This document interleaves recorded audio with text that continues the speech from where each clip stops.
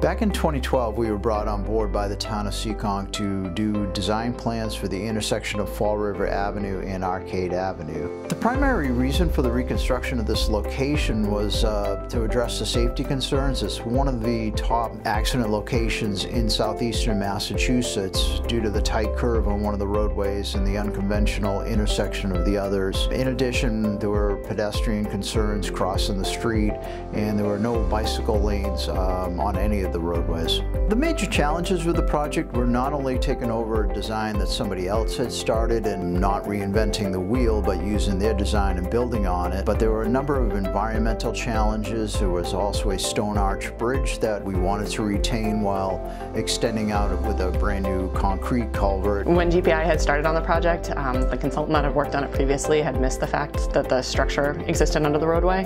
When we went in to look at it, it turned out it was a circa 1880s masonry arch, which was actually in excellent condition.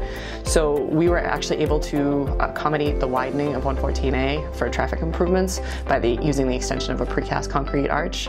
It was actually a really nice solution because it was able to retain this important piece of history. There was a great deal of coordination with this project, not only among staff in our own office, but also with other offices within GPI. During the course of the design, we had structural engineers involved, traffic engineers, civil engineers. We reached out to Lebanon, New Jersey, and they did our hydraulics for this project. There was definitely a sense of pride when this project was completed. It was something that we were able to coordinate with so many different aspects of GPI, and it was really nice to have everyone working together.